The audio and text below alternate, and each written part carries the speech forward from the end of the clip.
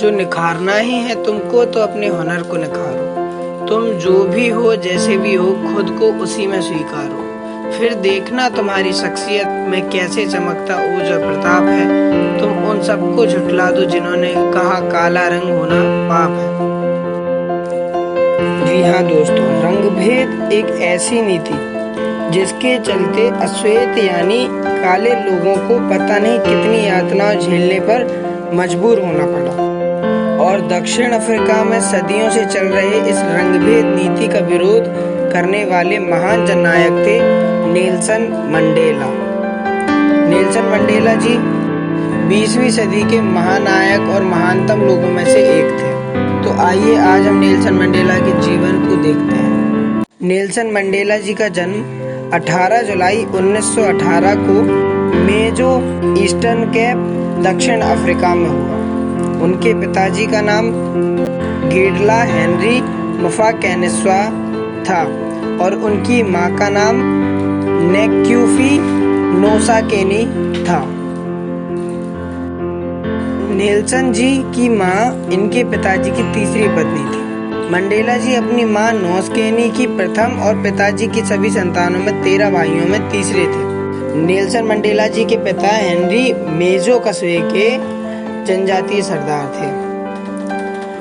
दोस्तों, Nelson Mandela जी के उपनाम यानी मंडेला का भी एक अनोखा कारण है। स्थानीय भाषा में सरदार के बेटे को मंडेला कहते हैं, जिससे उन्हें उनका उपनाम मंडेला मिला।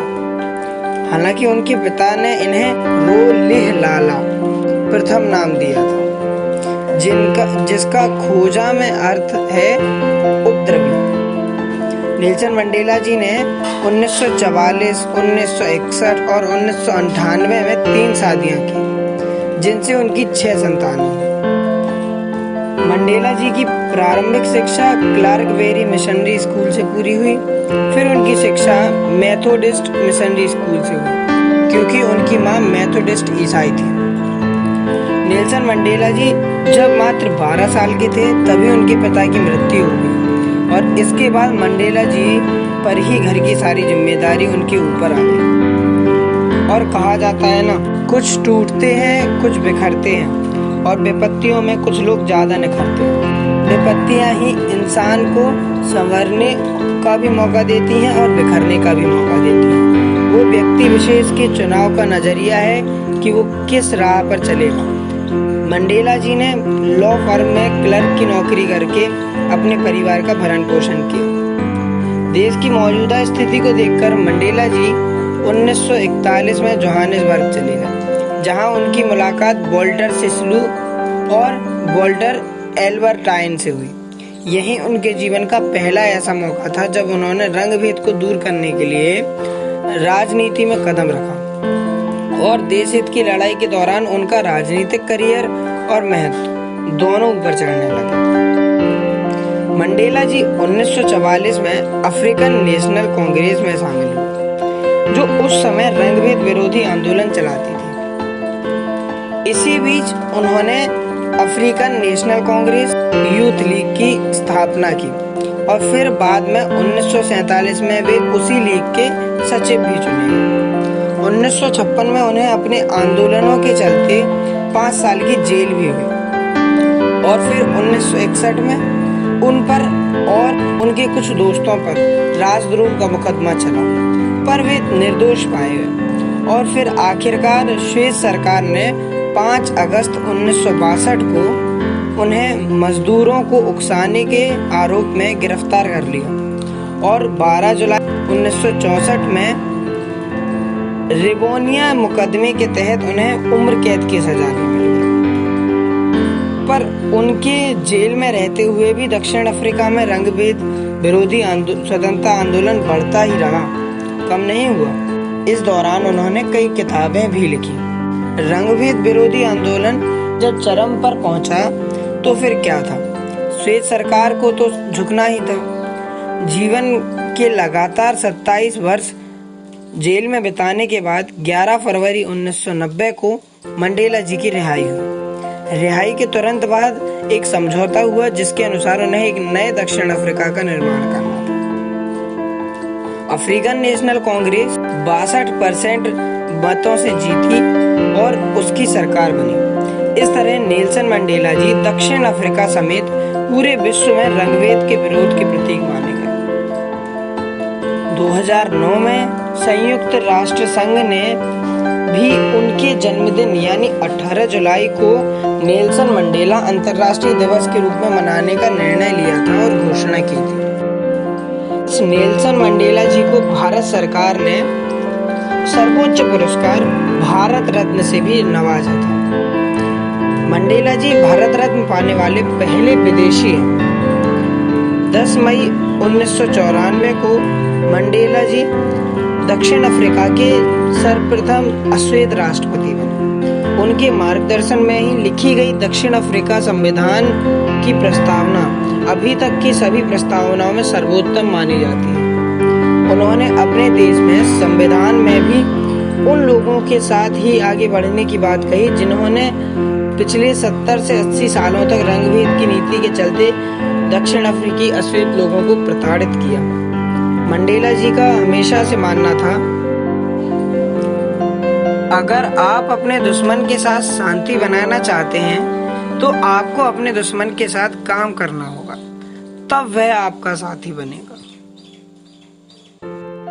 मंडेला जी हमेशा ही गांधीवाद के समर्थक रहे हैं और उन्होंने गांधीवादी नीतियों के चलते ही देश को रंगभेद जैसी कुरीति से छुटकारा दिलाया। नेल्सन मंडेला जी की मृत्यु 5 दिसंबर 2013 में फेफड़ों के संक्रमण के चलते 95 वर्ष की उम्र में हुई।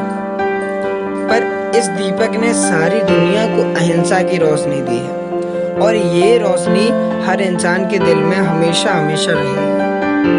नेल्सन मंडेला जी के जीवन की चैलेंजेस के चलते उनके लेखों और भाषणों का संकलन the struggle is my life में मिलता है। मंडेला जी की सर्वोत्तम पुस्तक the long walk to freedom थी। मंडेला जी को कई पुरस्कारों से भी नवाजा गया है। नेल्सन मंडेला को लोकतंत्र के प्रथम संस्थापक, राष्ट्रीय मुक्तिदाता और उद्धारकर्ता के रूप में देखा जाता है। दक्षिण अफ्रीका के लोग महात्मा गांधी की तरह उन्हें भी राष्ट्रपिता का दर्जा देते थे। दक्षिण अफ्रीका में प्रायः उन्हें मदीबा कहकर बुलाया जाता था, जो बुजुर्गों के लिए एक सम्मान सूचक शब्द है। 67 साल तक मंडेला का रंगभेद के आंदोलनों से जुड़े रहने के उपलक्ष्य में लोगों ने से एक दिन के 24 घंटे में से 67 मिनट दूसरों की मदद का आग्रह किया गया। सन 1993 में दक्षिण अफ्रीका के पूर्व राष्ट्रपति फ्रेडरिक विलेम डी क्लार्क के साथ उन्हें भी संयुक्त रूप से नोबेल शांति पुरस्कार से सम्मानित किया गया।